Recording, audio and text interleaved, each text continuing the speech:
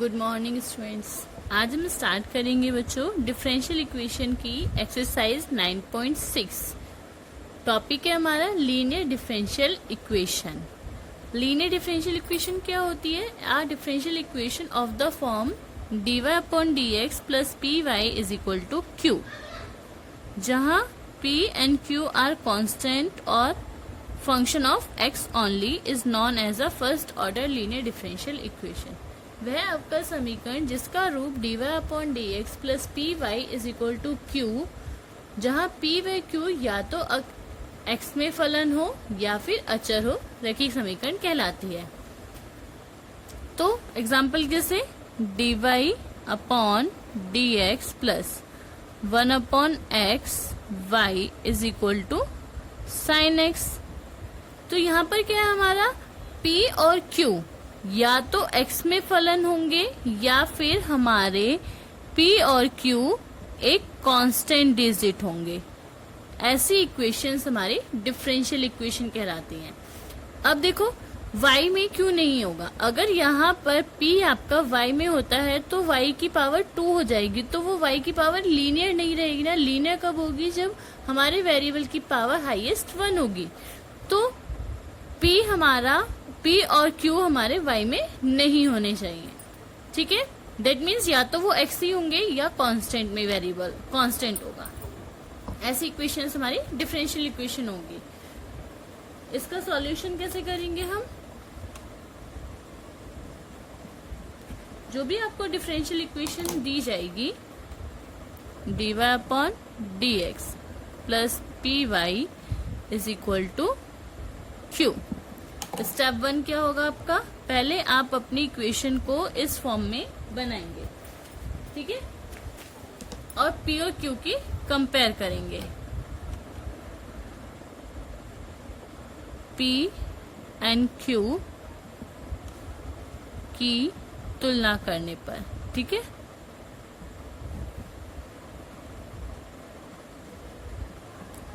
On comparing p and q।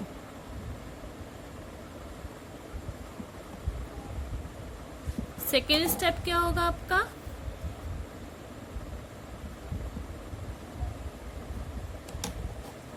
e की power p dx, जिसे हम अपना इंटीग्रेटिंग फैक्टर कहते हैं, इसकी वैल्यू फाइंड करेंगे। स्टेप 3,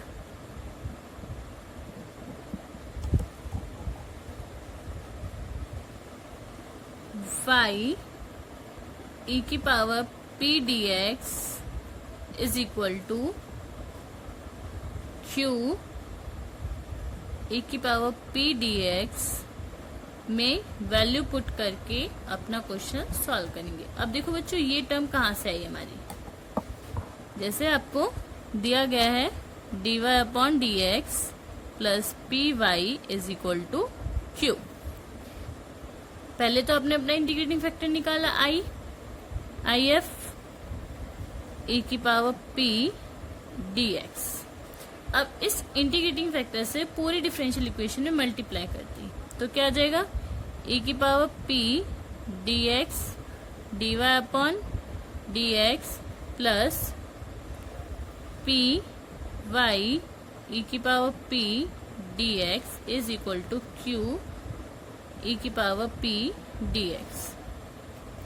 एलसीएम ले लेंगे। जब आप एलसीएम लेंगे तो क्या आ जाएगा? e की power p dx dy plus p y e की power p dx into dx, क्योंकि ये इधर चला जाएगा मल्टीप्लाई होकर, q e की power p dx into dx। अब देखो बच्चों, ये आपका फर्स्ट और सेकंड फंक्शन का डिफरेंशिएशन है। First function differentiation of second function plus second function differentiation of first function. तो ये क्या बन सकता है आपका? डिफरेंशिएशन ऑफ y e की power p dx is equal to q e की power p dx। Integrating both side, दोनों तरफ समाकलन कर देंगे। जब इसका इंटीग्रेशन करेंगे तो क्या बचेगा? जब dy का इंटीग्रेशन करते हैं तो y आता है ना, तो इस तरीके से इसका इंटीग्रेशन करने पर e की power p dx is equal to q e की पावर p dx का इंटीग्रेशन प्लस c। तो ये टर्म यहाँ से आई है। हमें ये सब प्रोसेस नहीं करना है, हमें सिर्फ अपने स्टेप पे देखना है कि फर्स्ट स्टेप आपको अपने p और q की वैल्यू फाइंड करनी है। p q फाइंड करने के बाद आपको इंटीग्रेटिंग फैक्टर निकालना है। इंटीग्रेटिंग फैक्टर निकालने के बाद लास्ट स्टेप में वैल्यू पुट कर देनी है और अपना क्वेश्चन सॉल्व करना है। ठीक है, तो फर्स्ट क्वेश्चन करेंगे हम अपना एक्सरसाइज 9.6 का। एक्सरसाइज 9.6 फर्स्ट क्वेश्चन आपको दिया है dy upon dx plus 2y is equal to sine X. First question है ये आपका। तो देखो बच्चों, ये आपकी p क्या है, 2 है, और साइन एक्स आपका q है। तो p और q या तो हमारे अचर यानी कि कांस्टेंट होने चाहिए या फिर x में होना चाहिए फंक्शन। तो p तो आपका कांस्टेंट है और q आपका साइन एक्स है, x में फंक्शन है, तो ये आपकी लीनियर डिफरेंशियल इक्वेशन है। It is linear differential equation. जब ये लीनियर डिफरेंशियल इक्वेशन है तो आपको क्या करना है, इसमें p और q की कंपेयरिंग करनी है। dy upon dx plus P Y is equal to Q से तुलना करने पर, on comparing of,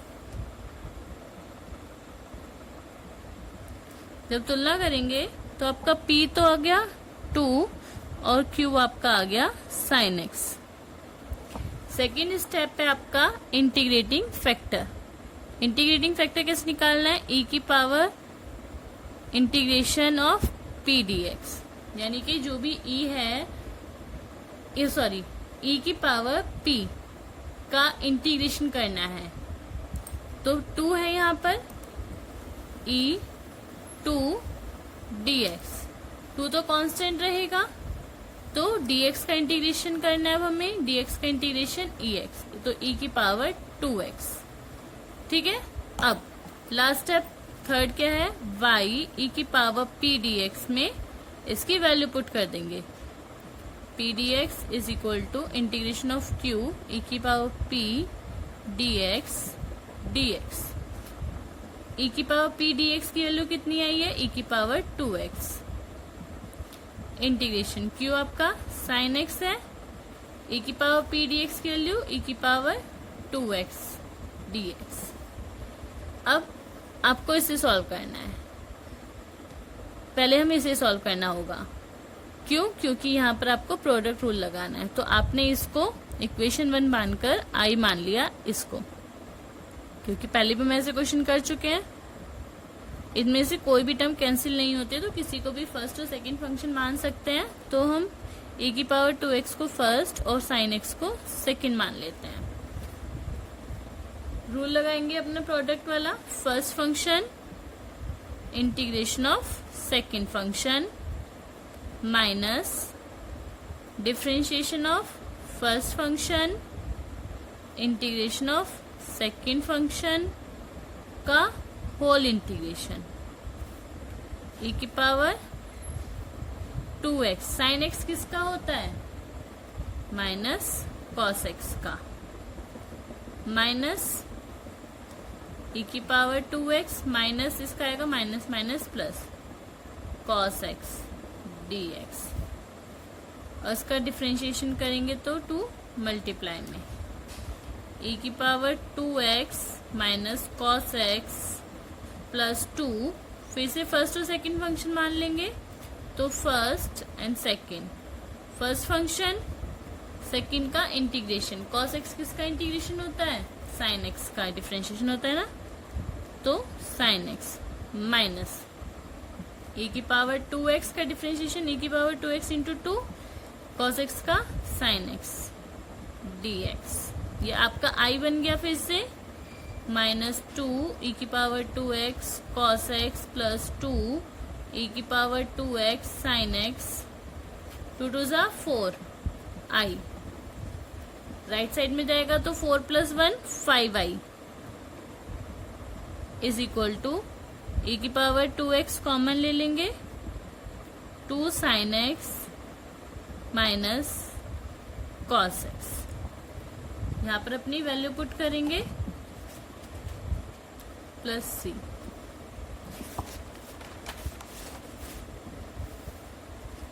from equation 1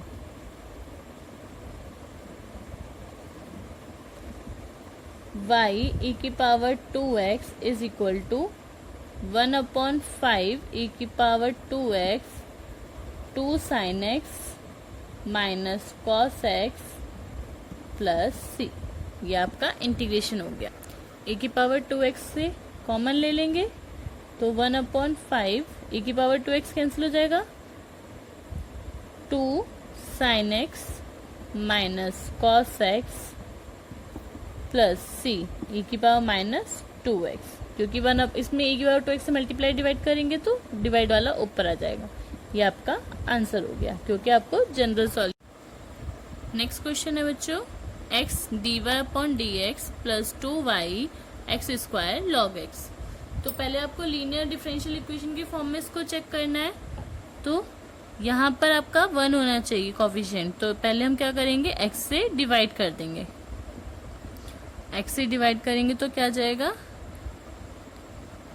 dy/dx plus 2/x y is equal to x log x। अब देखो p का जो कोफिशिएंट y का जो कोफिशिएंट है वो p है, वो p आपका या तो x होना चाहिए या फिर एक कांस्टेंट टर्म। तो ये x में है और ये भी x में है, p और q हमारे x या फिर कांस्टेंट टर्म होनी चाहिए, वही है। तो ये क्या हो गया, it is a linear differential equation, रैखिक अवकल समीकरण। अब इसकी कंपेयरिंग करेंगे, ऑन कंपेयरिंग बाय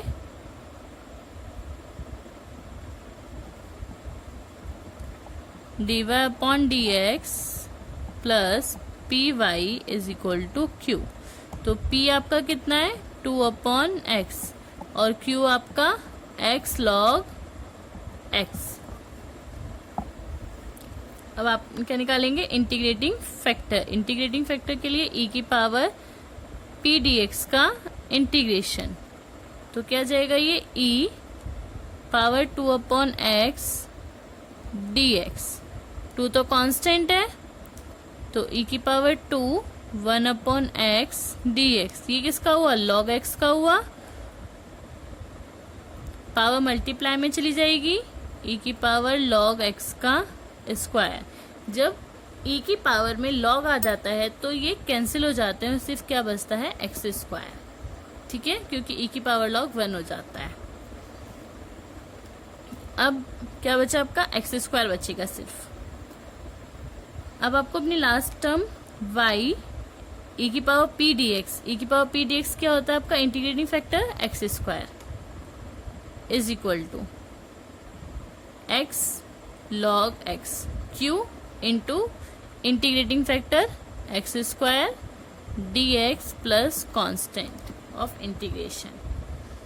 तो आपका आ गया x cube log x dx plus c। अब देखो बच्चों, इसमें हमें कितनी टाइम इंटीग्रेशन करना पड़ेगा, जब तक आपका x खत्म ना हो जाए तब तक आपको करना होगा। तो आई लेट रूल के अकॉर्डिंग आपका फर्स्ट कौन सा आएगा, सेकंड कौन सा आएगा, आई लेट।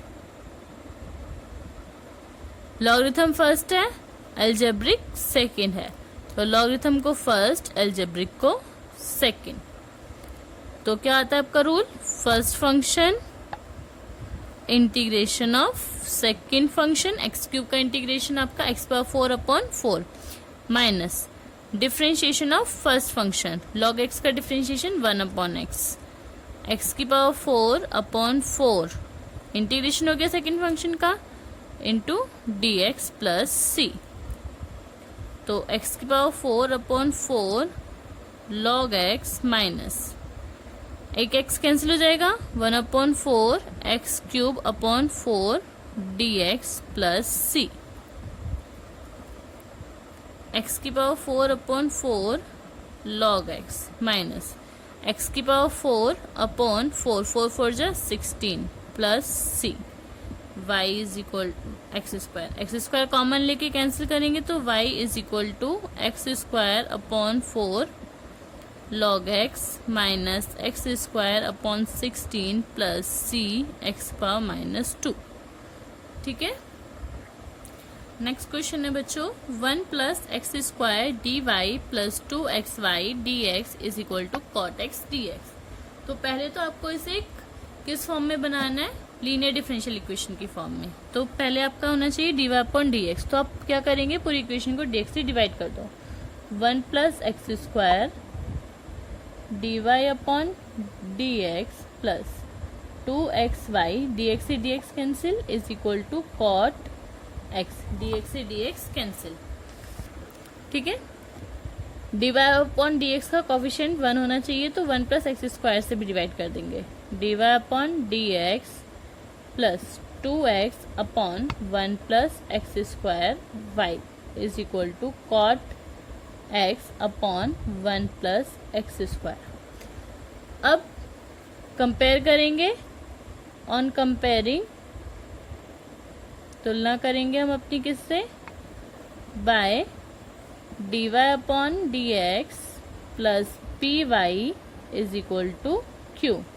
यहाँ पर आपकी लीनियर डिफरेंशियल इक्वेशन बन गई ना, लीनियर डिफरेंशियल इक्वेशन।